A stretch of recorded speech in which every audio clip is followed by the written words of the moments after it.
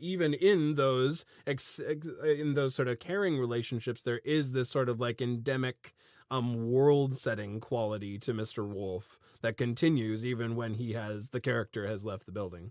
Well, and I think it is added to by the fact that the play is titled Mr. Wolf.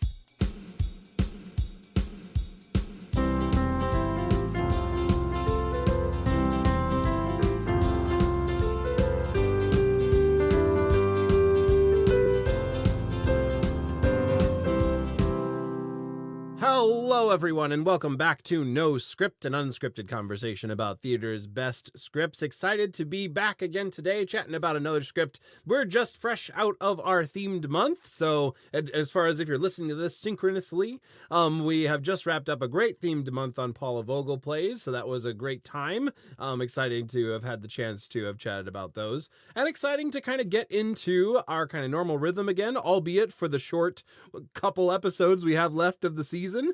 It's nice to kind of jump back into our normal rhythm of things. That's right. We are very close to the end of season 16. Keep an eye out for information on that. You know the drill. We'll take a summer break. We'll be back with you sometime in the fall with season 17. It's on the horizon. But season 16, alas, comes to a close. And let me tell you, great season. I mean, this is not the last episode, so it's not like the moment. But like, I just, after 4 Paula Vogel plays in a row, and then you get to read a play by Rajiv Joseph, you're just like, my gosh, there are some great plays out there. Yeah, absolutely. I mean, this is a play that probably many of you listening will have never heard of. It's a play by a playwright many people know, Rajiv Joseph, one of the most produced playwrights in America right now. But this is not one of his most produced plays. And yet, you pick it up, and you're just astounded by the quality of the writing, the imagination of the story. It's just amazing. Yeah, for sure. Yeah, this play has so many like really intricate relationships, more complexity, as we'll kind of get into as we get into this, about like the complexity of like humanity and how people deal with anger and deal with loss, and all sorts of things are wrapped into this play. Especially, I think I'll be bringing a lot of that conversation around loss and how different individuals in different contexts bring loss to the table, and it bounces off of each other's loss. So excited for that element of it today. Yeah, it's a play that's like as much about the intricacies of individual human responses to like overwhelming situations as it is also about like infinity. About like the size of the universe and the probability of unlikely things happening in an enormously sized universe. Right. Yeah. The paradox of that, right? Like anything can happen, and yet somehow very few of them do. At least it's just a play with a great title. Mr. Wolf is the name of the play. A fantastic title, very striking, named for one of the characters in the play. Certainly one of the villains of the play, I think, without a doubt. You meet him as a character briefly. You see the actor appear and sort of submerge in the lives of other characters. So you see the legacy, the consequences of the choices of this character on all the other characters in the play. In some ways, Mr. Wolf is the inciting incident character, for one reason or another. Just a solid Mr. Wolf is just a good title. I don't know what else to say, Yeah, absolutely. Yeah, definitely sort of like wakes you up a little bit as you read it and kind of wonder what you're going into for sure. Excited for the conversation today. Excited for the chance to jump into another Rajiv Joseph script, as we've done his plays before. So excited to get into it. Yeah, he's got to be one of our more talked about playwrights, I would guess, which makes sense since he's consistently one of the most produced playwrights in America. So it feels like we got that one right. Check. Right. So before we dive any further into this conversation about Mr. Wolf by Rajiv Joseph, we do want to invite you to head on over to our Patreon page, patreon.com/noscriptpodcast. That's where you can become a supporter of the show.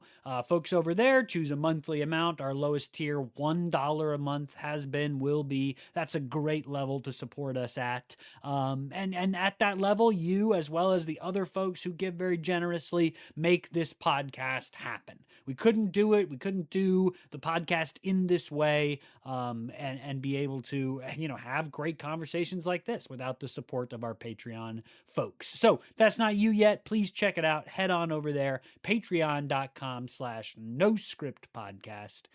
And now back to the script. Here we go. So, as you know, we've talked about a little bit already, Mr. Wolf does not have an extensive performance history, unlike many of the other plays. In fact, it's sort of recently resurfaced for reasons that I'll talk about here in just a few moments. But it is it's published alongside Guards at the Taj, which is a play that we've talked about before, a play that has some of the most striking theatrical imagery that you're ever likely to remember. The dungeon where guards of the Taj Mahal, as it's being constructed, are ordered to chop off the hands of all the artisans of the people that made it, a dungeon full of blood. I mean, very, very striking, larger than life, sort of pseudo-historical imagery, and published alongside that. So it's sort of a mini anthology, 2 plays published together, which is a common way to publish plays. You get Mr. Wolf. So the little mini anthology is Guards at the Taj and Mr. Wolf. And I gotta tell you, 2 plays that could not be more different.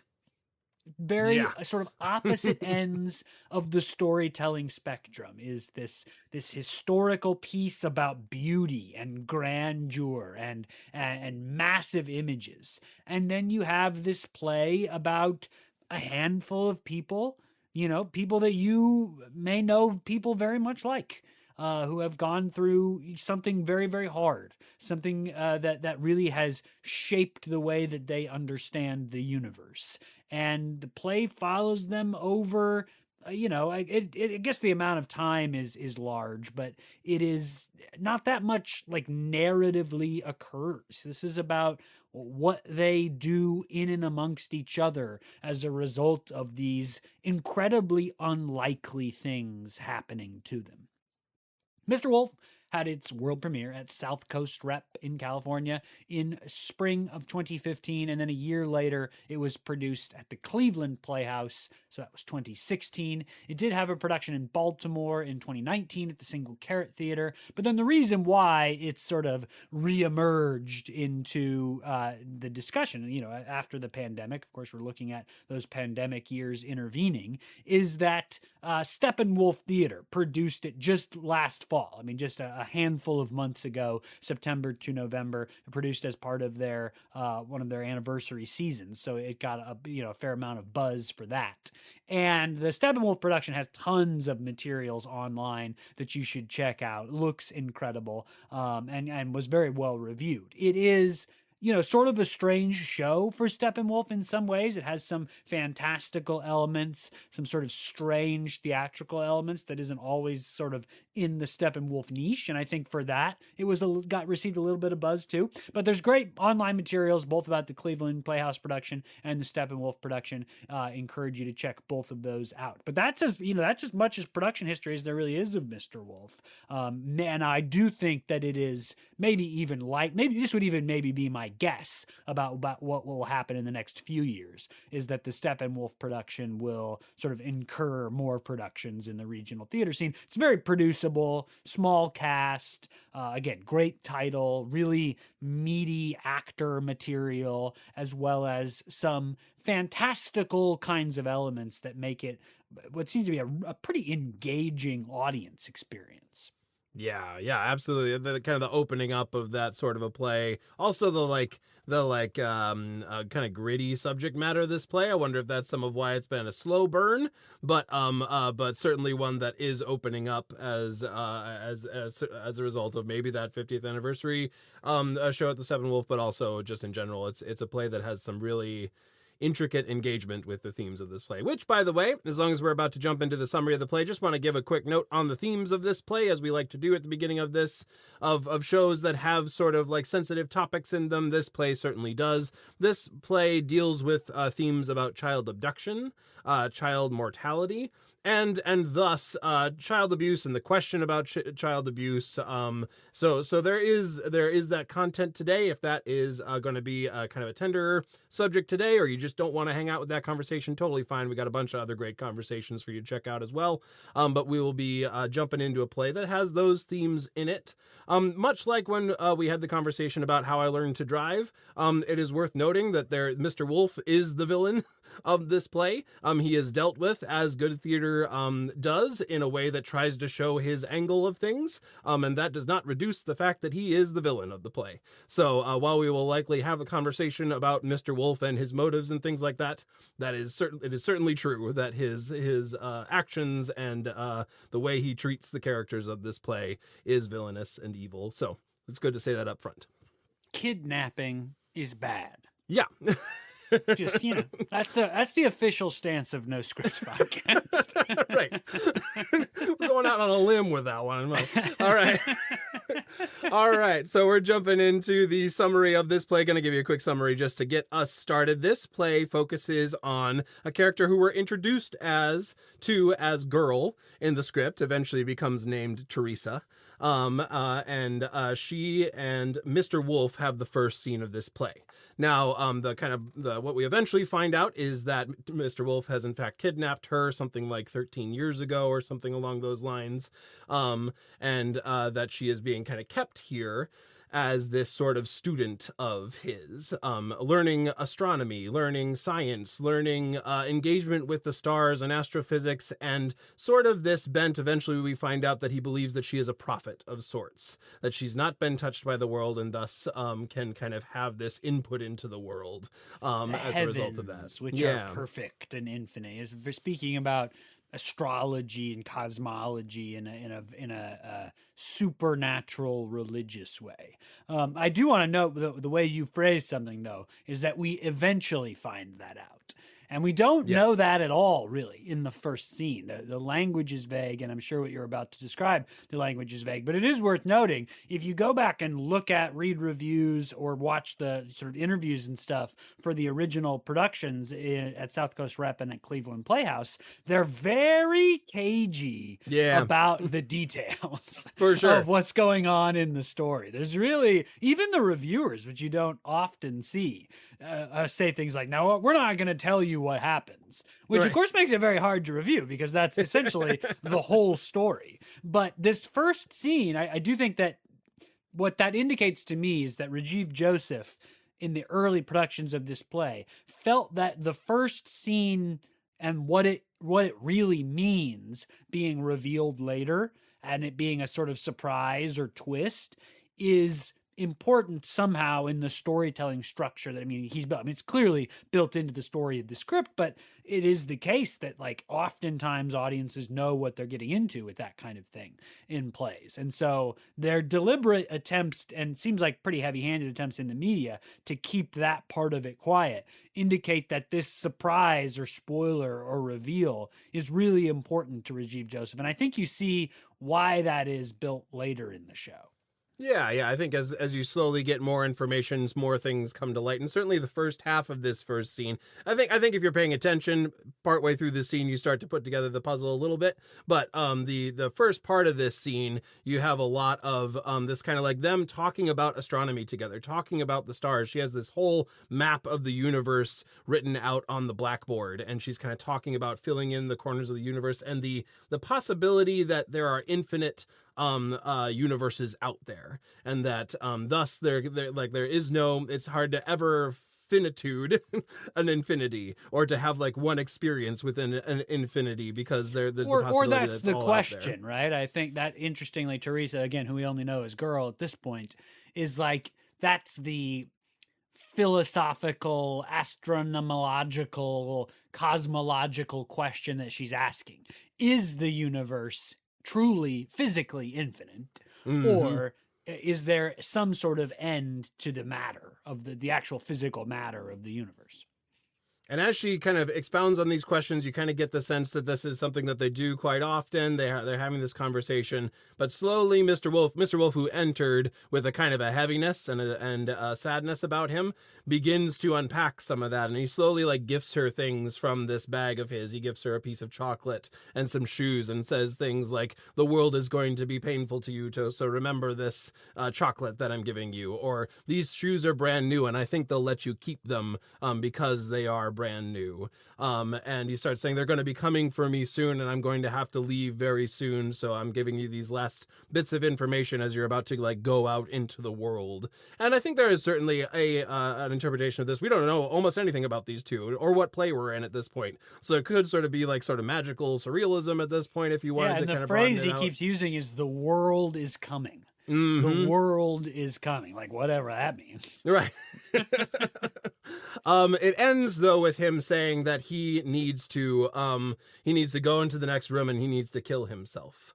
Because they're going to kill him. And so he asks her permission to kill himself, which later on we get the full nefariousness of that. But he says this is going to happen, and she says she doesn't want it to happen, obviously. And he's like trying to, maybe not obviously given the full context, but he eventually says, "I'm going to have to do it." She gives him permission, and she kind of ends it again with this sort of like, in an infinite number of worlds, perhaps there is a world where where you don't have to die, and that we don't have to live out these circumstances.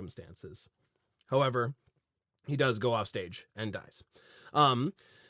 Second scene of the play, we're in a completely different spot. Big old gear shift. We meet two more characters, Michael and Julie. Michael and Julie are kind of in this other scene. Another blackboard is featured prominently, though it's clearly a different space. Michael is kind of going through having been either like dismissed or fired or fought with of some sort. It's a little unclear exactly what has happened to him. But Julie finds him in the midst of that, and they kind of have this connection point of Julie saying, "I need to talk to someone today, otherwise I'm going to kill myself," and we're not really sure why. And Michael kind of says like, "Okay, I guess I'll talk to you, but like you're not following the rules. I have all these rules, etc." And it's kind of a almost like a absurd level scene. It feels that way because you don't have the context. But what the context is that they have both lost their children. And both, like, you mean literally lost? Literally lost.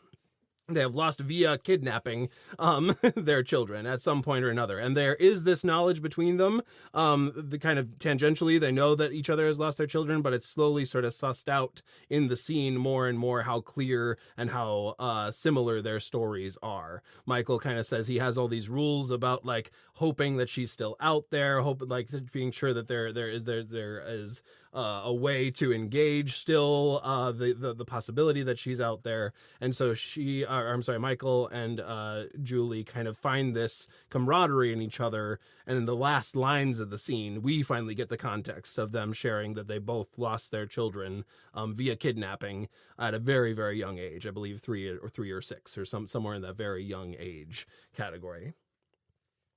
Then we get another scene. We're kind of jumping around all sorts of time right now. We get another scene with a doctor and girl from the first scene, who is Teresa, and it's the doctor having Teresa having been rescued from Mr. Wolf's house, is having her kind of first doctor appointment, and notably the doctor is played by the same actor as Mr. Wolf, and so there's a number of her kind of like interacting with this doctor and calling or referring to him sort of in the way that she would talk to Mr. Wolf, as he kind of like is being sure that she has an exam as she is coming out of this kidnapped situation and entering into her family.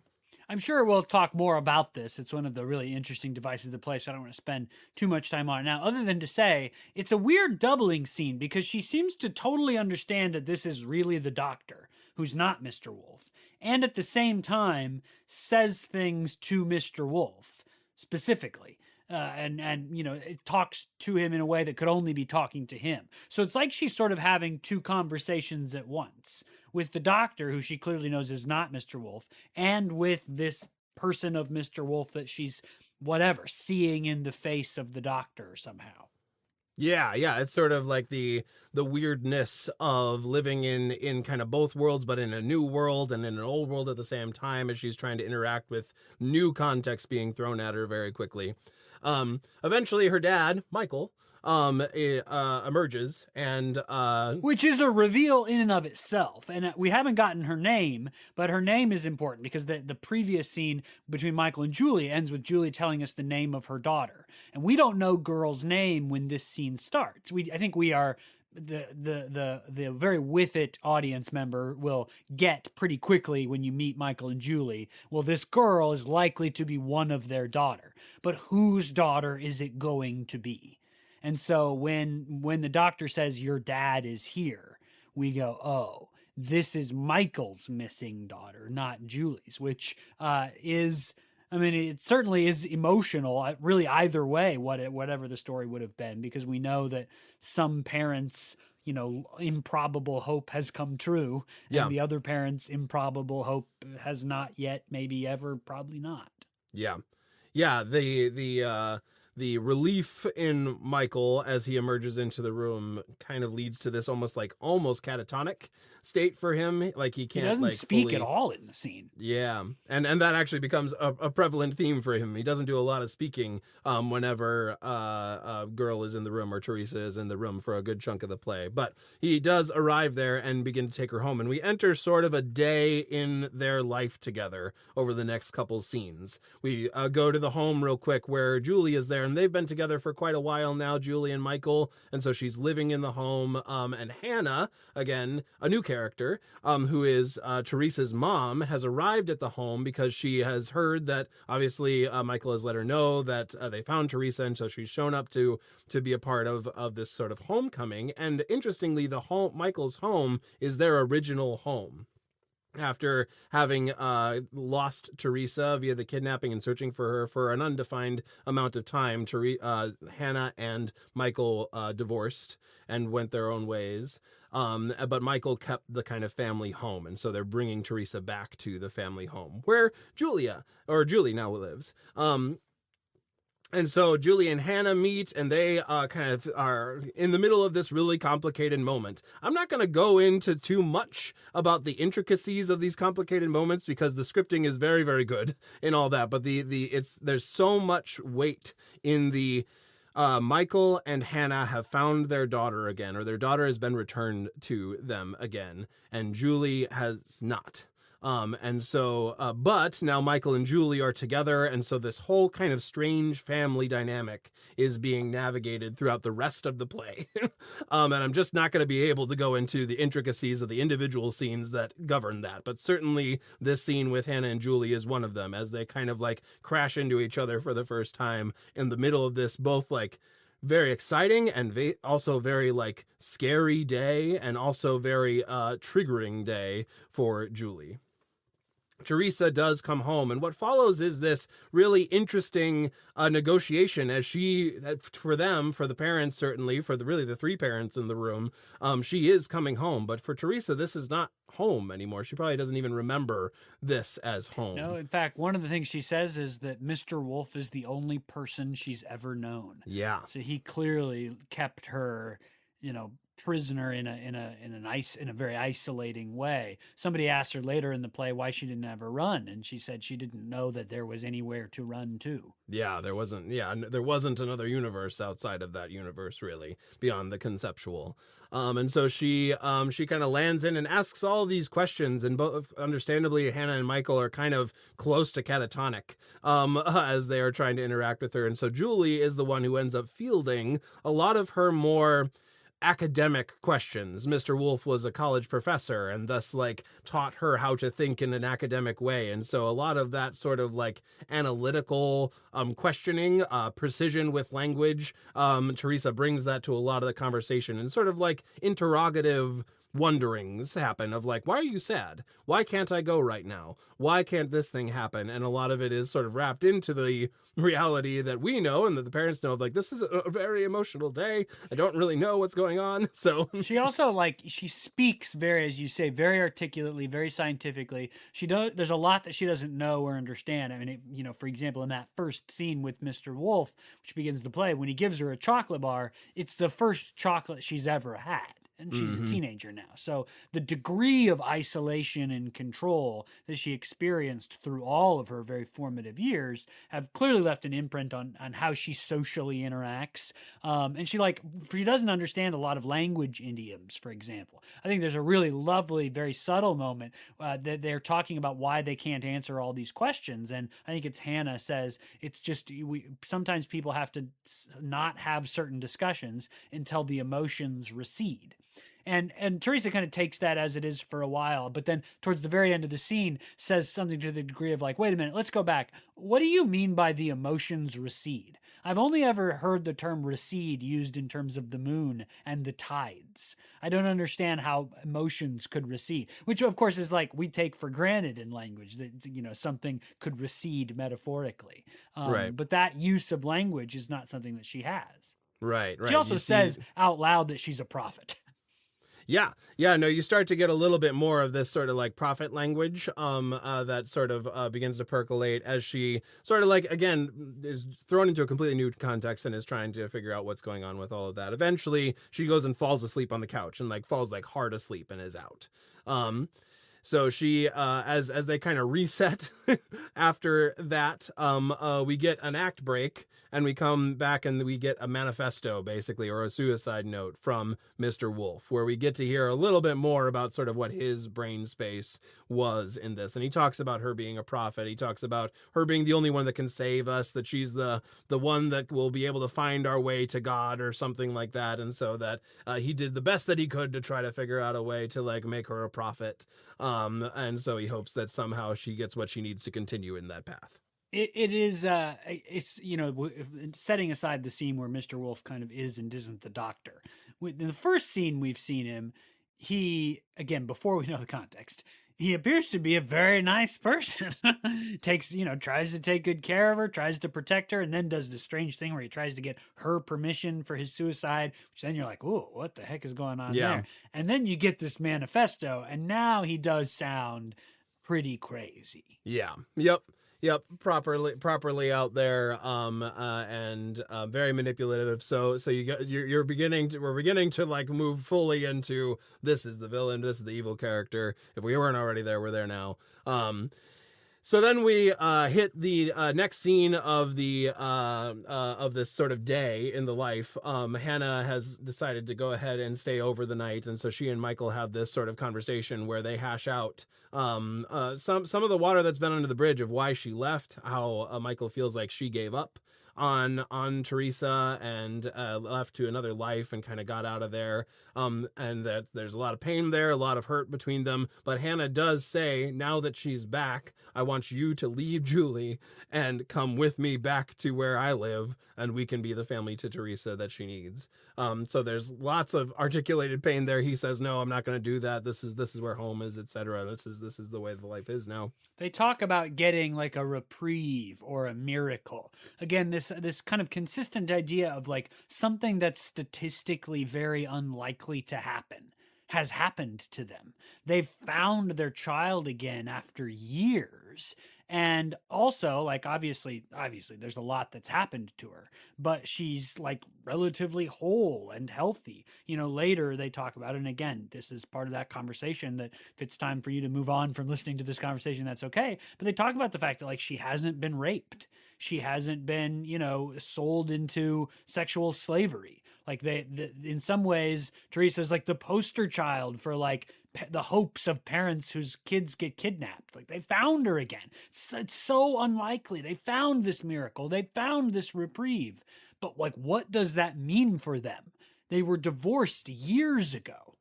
Yeah.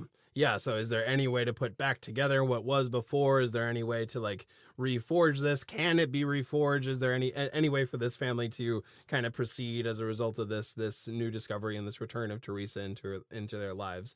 Meanwhile, downstairs, Julie, notably in the living room, there's the two pictures, one of Teresa as a very young girl and one of Julie's child, Casey, as a very young child. And they're both on the wall, and Julie has been kind of looking at this picture the whole night.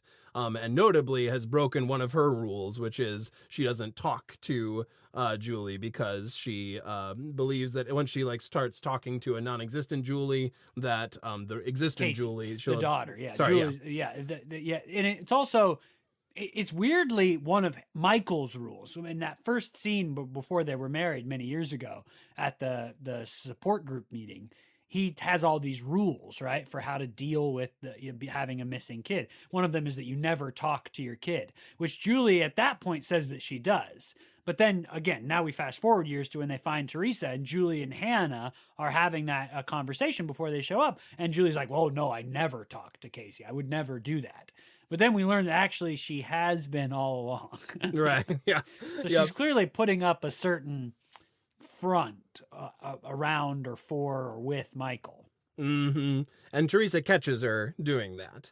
So what proceeds is, I'm gonna pick up the pace here. What proceeds is she catches her doing that, and like they have this like great little trauma bonding conversation between Julie and Teresa around each other. They both say some pretty hurtful things to each other about each other. But one of the things that Teresa says to Julie is that, and kind of entering in this, she gives this more full revelation that she is a prophet of sort, and Julie kind of like entertains the notion and asks her questions and things. That would be an interesting question for the actor and director. Right. How much is she just entertaining her, and how much is she like bought into the idea for even just a moment? Yeah. Is there a moment where she fully believes or not? Regardless, Teresa says in sort of a prophetic voice that Casey is dead. And says that Casey died a long time ago. Now, Julia immediately catches her in kind of a lie there. She says what age was she when she died, and Teresa says older than she could be. So there is the kind of doubt cast on that. But what is eventually sussed out in this scene that Teresa kind of like slowly, almost from like a PTSD sort of standpoint, slowly wakes up to, is the fact that she actually saw other girls at Mr. Wolf's house, other children at Mr. Wolf's house, and knows that there were more, and knows that they died. And what Julie, I think that he killed them. Yes. And it seems like the story we learn is that she even saw him doing it, or saw him with the bodies at one point. Mm-hmm. Yep. And so it becomes clear that she knows that there were others there, and that Julie has found this out as a result of their conversation. We then immediately get a flashback to this sort of field at night. Mr. Wolf has brought her out to this field at night as sort of a result, we think, of some of her finding out that that he killed one of the other girls. And there's this scene with Mr. Wolf where he says, I know that you can't really process this with many people other than me, and that you're entering a phase of your life that you need to talk to other people than me. So talk to this horse. Which is like a pretty blunt way to say that. In the scene, it's this like kind of meaningful moment where she finds someone else she can confide in. But it is sort of this like he takes her outside into this field and allows her the chance to talk to this horse and kind of process what has happened as a result of that.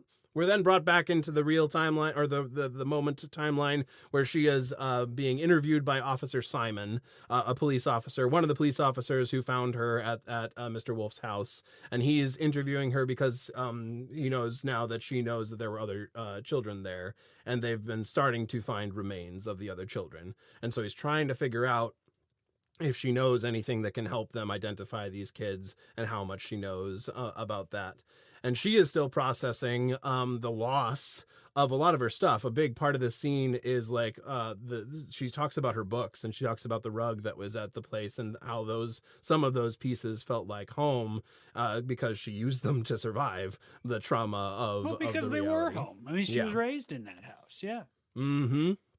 And so eventually Simon sort of like shows her the pictures, but eventually of some of the others, and it's clear that this is not, that it just kind of shuts her down a little bit, and finds a way into finding a way for them to help each other with this information.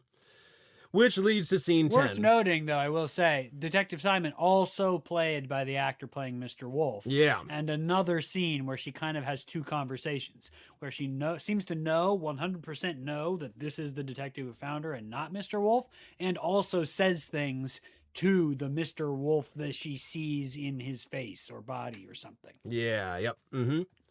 Last scene of the play, they're at Mr. Wolf's house. They've kind of arrived at the scene to do some identification work. The whole family is there. We've got Officer Simon, who again looks like Mr. Wolf. There is Teresa there. There's Michael and Hannah there, and then Julie is also there as well.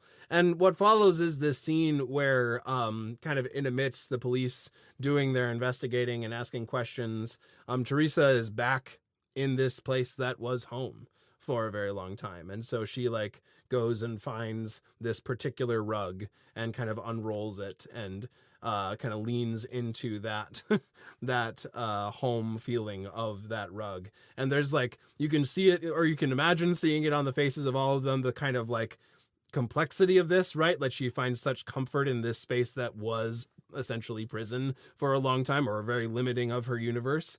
And Michael breaks the spell of that by taking off his shoes and engaging the rug with her, and kind of walking around this this rug and saying this is a very comfortable rug. And eventually, Julie and Hannah join her on the rug as well. And there's this really poignant scene where he says, "I will do anything for you to make you feel home again." And she asks, "Can I call you Mr. Wolf from every once in a while?" And he essentially says, "You can call me so many other things besides that." And they kind of like land on this togetherness as a result of the complicatedness of their lives, all four of them together. And it kind of ends with this great little negotiation between Michael and Simon around the rug and like when they can get the rug and bring it back home so that it is a part of their world and a part of their home, even as much as it is a feeling of home for her as well. Yeah, and the other thing that happens in that scene is that as this play starts with her having drawn this incredible thing of the universe, they find that drawing on the chalkboard and they learn that she's a very, very talented young artist. And we learn, I think for the first time really, that Michael also is a very talented artist, and that maybe that's sort of a genetic connection between them. The play ends with Michael, Hannah, and Julie on the rug watching Teresa begin another drawing. Unknown to me whether Detective Simon, i.e. Mr. Wolf, is still in that picture or not. I just went back to check. There's no stage direction that he exits from that conversation about getting the rug back. And you could certainly see how involving the actor playing Mr. Wolf in that picture would have a certain sort of effective metaphorical impact.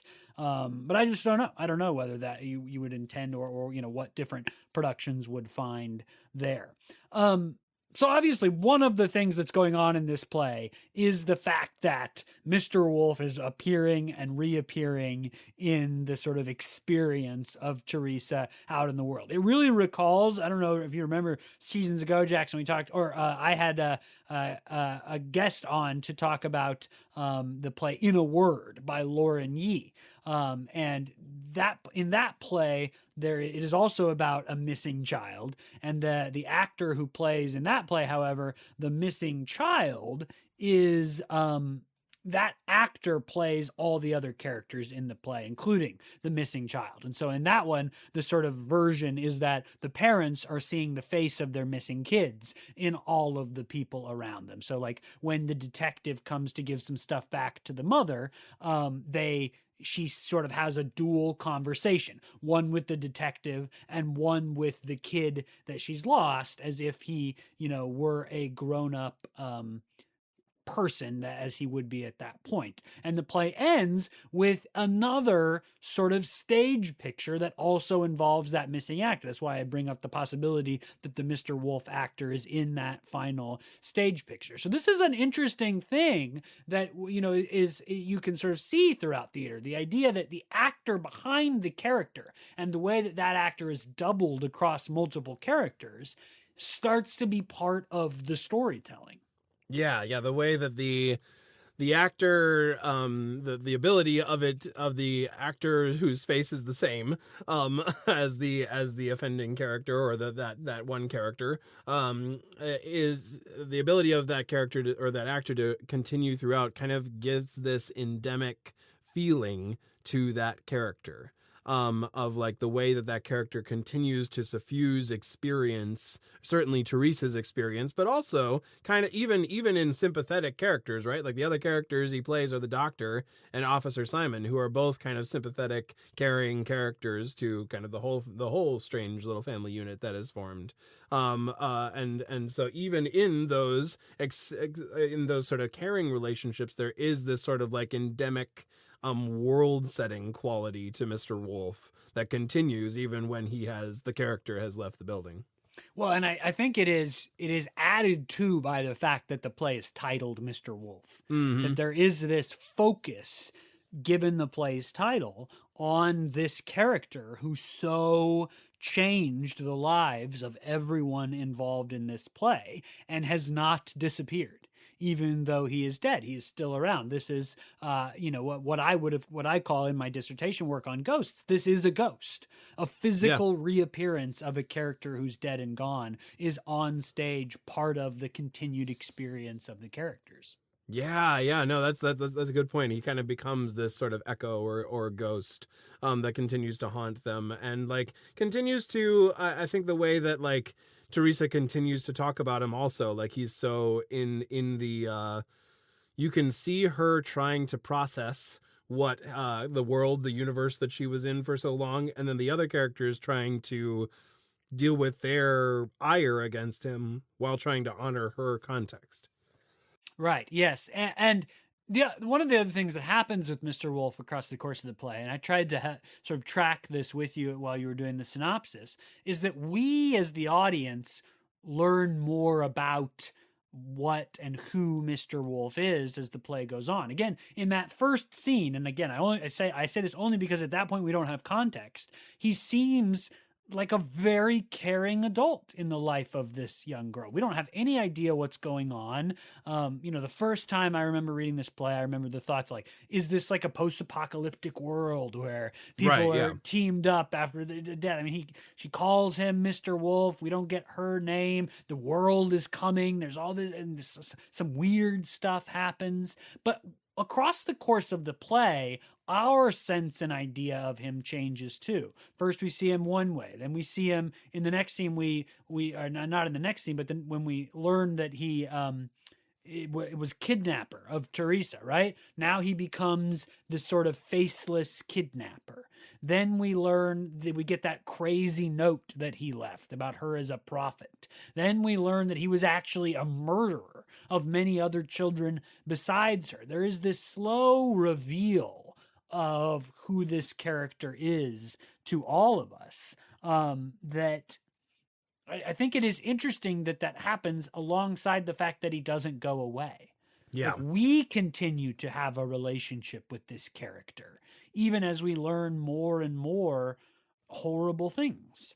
Yeah, there's so much opportunity for this play to be the surreal, or to be the post-apocalyptic. Like the degree of difference between Last of Us, for those who are watching Last of Us, and this play initially is like small in that first scene, and then like you suddenly discover so there is like this sort of like trajectory of surrealism around it, until you really do start to land in like, oh no, this is real, and oh no, we're learning more and more and more about how real this is, and the kind of the more tragic element of it begins to emerge more and more. Especially that's also tracked by Teresa, who consistently is unpacking that what she thinks is her role as like a specific prophet, and the specificity of her role and her experience is starting to get sort of undermined throughout the scene, until like all the way at the end she finally says,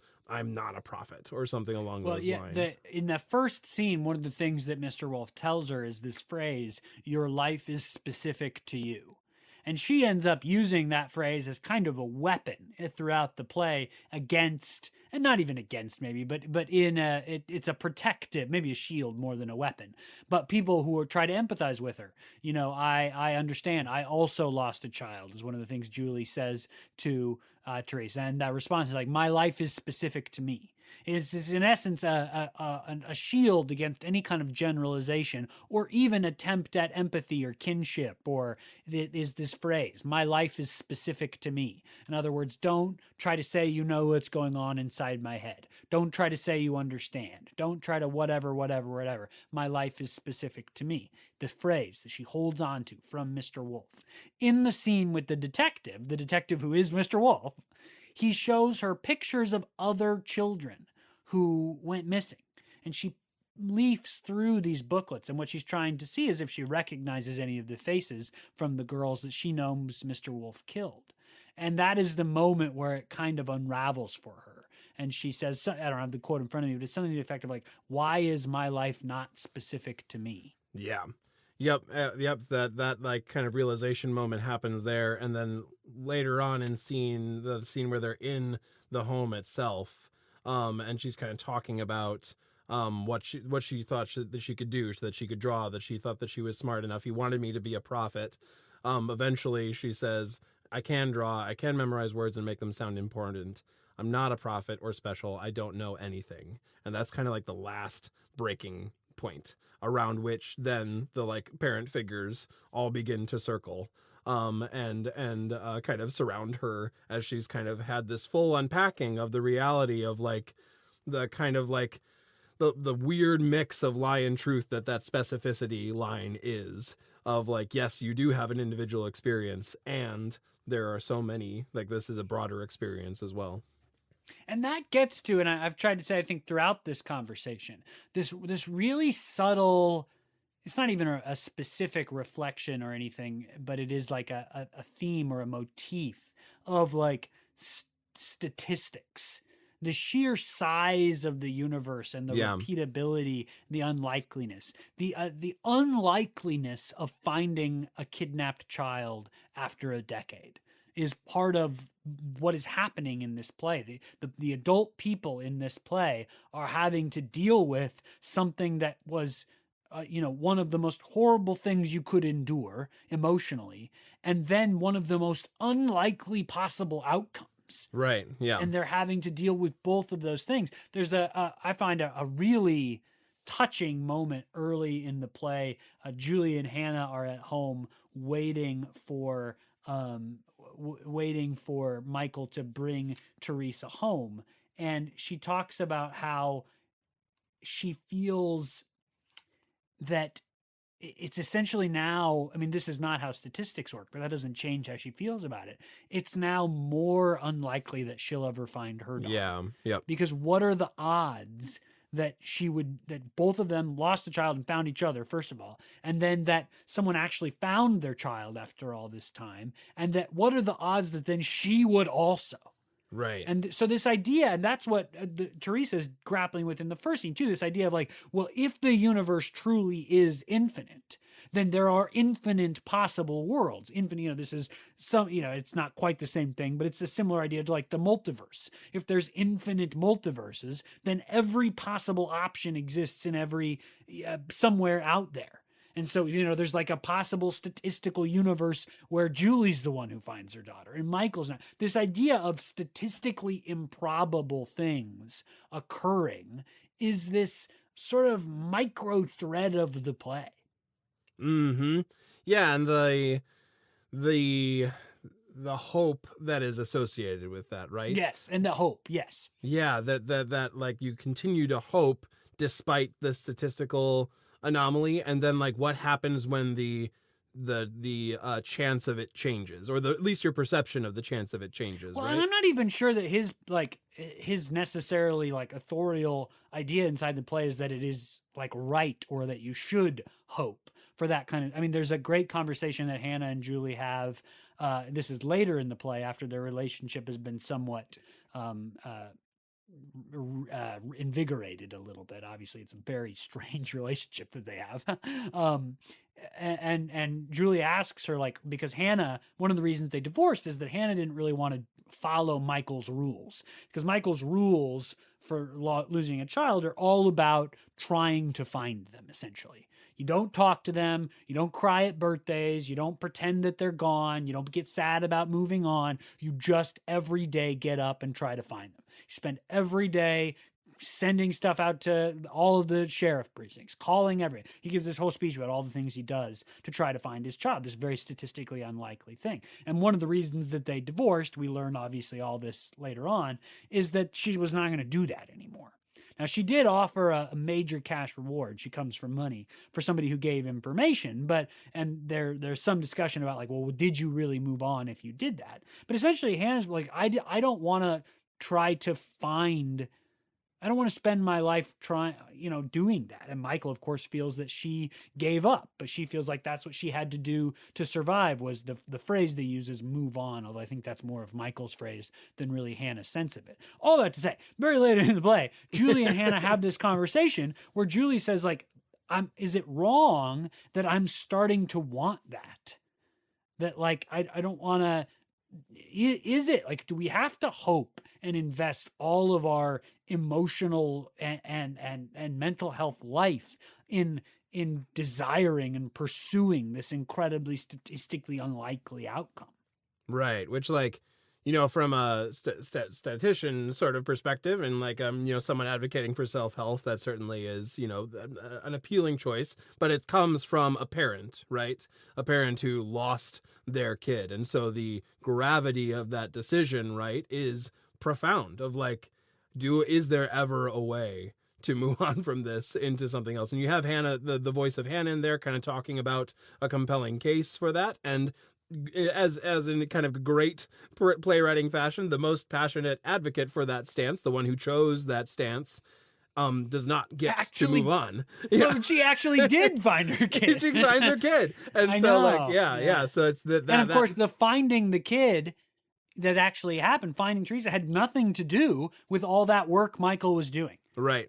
All that stuff that he spent his life doing had nothing to do with it. It was actually the cash prize that Hannah had put out there. Some woman at the college where Mr. Wolf was a professor heard about the cash prize, heard about the missing, put two and two together, and made the call. And Hannah actually does pay her in the course of the play. And so, of course, as you say, I think you're right. Like, Rajiv Joseph, as this masterful playwright, assembles the most complicated possible arrangement of people. Right? The woman who wanted to move on, it's the thing that she did to find her daughter that actually manifested in finding her daughter. Yeah. there are just so many like little intricacies in this play. Like, it's just a play you gotta read, or you gotta watch. You gotta see. Yeah, it's an incredible play. And the scene work, we always kind of engage these plays interestingly when there's like such good scene work in them, because like there's just no way to like fully capture what's going on in the individual lines of the scenes. So this play is full of those sorts of moments. The ways that like Julie and Teresa's conversations go are so or show off exactly the context that they're both coming from, and the kind of crashing together that's of just it. Rajiv Joseph, the playwright, brilliance again, because like the daughter comes home to her parents after all these years, but because of all of the stuff that happens when those kinds of things happen to you, they don't really know how to engage her. Julie has a better luck building a relationship with her in some part because she's not involved emotionally in the same way that they are. Yep, absolutely. Yep. So many ways that they all like find each other and engage each other's loss together. Lots of ways that we could keep chatting about this play. Alas, we are at the end of our time today to have the chance to do that. But we'd love to extend the conversation out to you all there, all of you in podcast land. You can find us on the socials at the username at @NoScriptPodcast. We also have a Gmail, noscriptpodcast@gmail.com. Find us on any of those sites. We'd love to keep talking about Mr. Wolf with you. If you enjoyed this conversation, any of our other conversations, please recommend us to your family, your friends. Those are the people you know that like theater, that like conversations about characters, about writing, about that kind of stuff. We only have a few episodes left in the season, actually just one more after this. They can find all the episodes from prior and the last. We're on all the places, Apple Podcasts, Spotify, YouTube, all those places. Facebook page has links that you can click and play from there. Just pass us on. That's one of the great ways the podcast grows. Thanks for listening, and we will hope to see you next week when we are back with another great conversation about another great script. Till then, I'm Jacob here with Jackson. Thanks for joining us for No Script, the podcast.